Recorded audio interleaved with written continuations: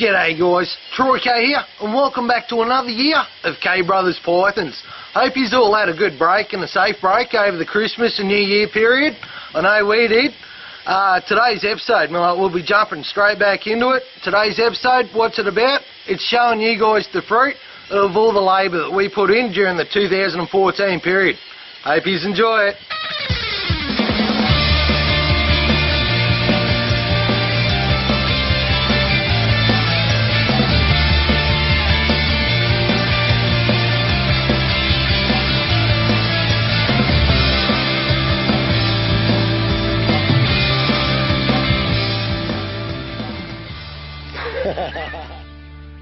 Alright guys, so you remember back in episode 1, we had that one little rack back there in the corner and we said we're going to fill the room. Check it out. Granted, that's empty. We still got eggs cooking though, so don't you worry about that one. Over here we've got our carpets, we've got some olives, we've got some worms tucked away down the bottom, jags, zeb jags, more jags, some mixed carpets. She's filling up nicely. I think where we left off last year in 2014 was the possible het Henry clutch. So a little update. You can see here it's in the jag line. So little jag incomplete dominant mutation there with the possible recessive Henry line running through it. So as we go we'll keep you all updated, and in a couple of years we'll know for sure. Back you go, no gloves. And one mutation that's absolutely exploding over here in Australia this year is the zebra mutation. A lot of people are starting to work out what can be done with this mutation, how throw a bit of diamond in there, it just enhances the colours. So let's go through and see if we can't find some. Alright, check that out. Absolutely gorgeous little zebra. What I'm digging about these things as well, the variation. You've got your, see if I can't find one, yeah. So that, to me, that's a classic zebra python right there, classic zebra jungle. You got that, you got the nice light ones.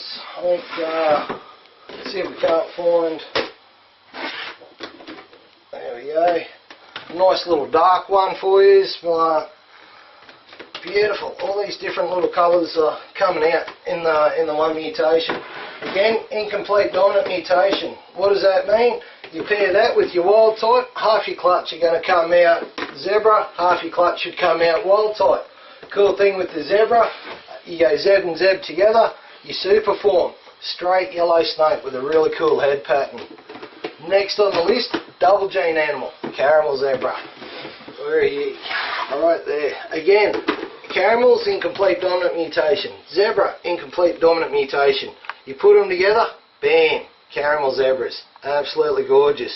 Like the zebras, cool thing with the caramel zebra, you put a caramel zeb and a caramel zeb together, not only do you have the chance of producing your super form in the zebra, you also got the chance of producing your super caramel super zebra. Check out Paul Harris in over in UK Pythons. I think he's thrown a couple of photos up of them.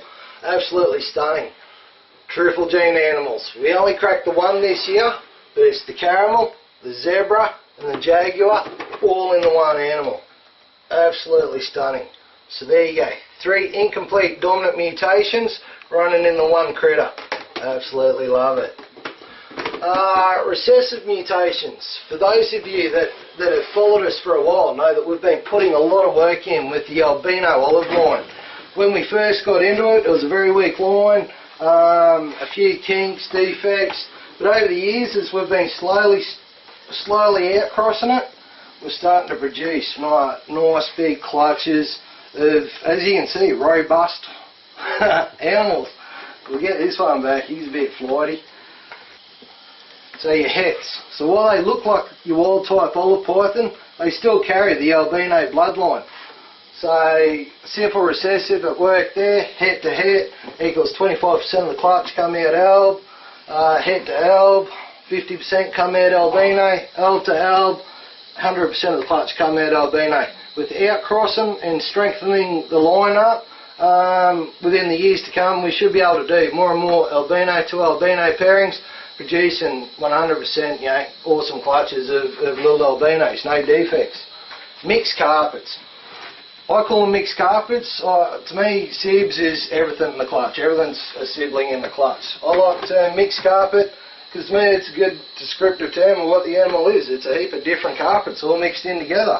When Jags first appeared, people were saying these mixes, these sibs, you know, the mongrels, mutts, all that sort of stuff. Hell, I'll take them. Have a look at it. Absolutely stunning little animals. Now, I could stay in here and talk about carpets all day, but I know Denver's got some absolute cracking blackheads he's wanting to show you. Hope you enjoy them. Okay, so Troy covered Mandela genetics with his carpet pythons and otter pythons. Now I'll explain a little bit more about polygenics. Polygenics is line breeding. If you want to know a bit more about it to save me going on about it, you can check back an episode that the Critter Cam boys did with Brian from Snake Bites TV. I think it might have been on the Animal Bites TV network, so go for that. Good plug, you know. This is a little red that we'll start with. Now Troy actually bred this little red one. There's no black through the body there. I don't know if this light can pick up as always, but I'll get some shots in the B-roll which I'm sure you guys will love. Now the best way to see a red is put next to something yellow. Hopefully this yellow shows up. That's a gorgeous little yellow pinstripe. So it took us a few years to get these yellows to come through. They come out bright white as hatchlings, and within the first sort of 3 to 4 weeks they start going yellow. When that thing turns to 2.5 years of age, it's going to literally glow. Get this little guy back. Not behaving for me right now. That's a gorgeous little yellow. We'll leave that lid off, he should stay there. Now here's a clutch mate here to this little yellow one. Similar sort of patterns but completely different in a way as well. You can see these stripes down the backs of the spine there, which is interesting. We've got a clutch mate to this which we'll pair out to see what's going on with that striping. So that's the idea with any sort of polygenic breeding. Noticing a colour or a pattern trait that's different and accentuating on that pattern. You know? This is a little ocelot.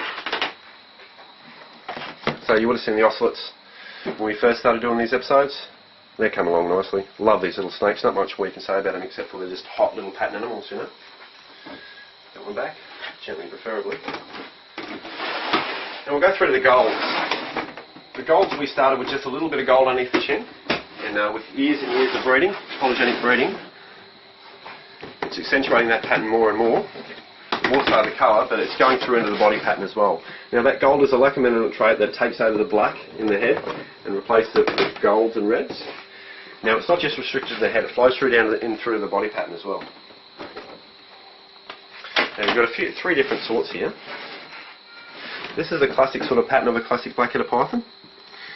You see this is a different one here, it's got some stripes down the side. I'll pick that up and spin that around. You see the stripes on the side almost separate the dorsal pattern down to the side pattern, which is interesting. So we'll do a bit more breeding on that to see if we can accentuate that pattern as well. This is what we're most excited about through the golds at the moment. And this is that bareback sort of a pattern. Troy loves that name, bareback. Understandably. You can see that bareback pattern through the back of the spine there. There's no pattern whatsoever. So in the spine there, you can see a little bit on the back of the tail there as well. So with the next generation, that'll join up more and more. It just started with a little bit up the top and a little bit down the bottom. It's flowing through in the body pattern there now, so it's getting closer and closer. End result being a full bareback, bare spine, black-headed python. So if you love this, you'll love the next bit. Cue the music.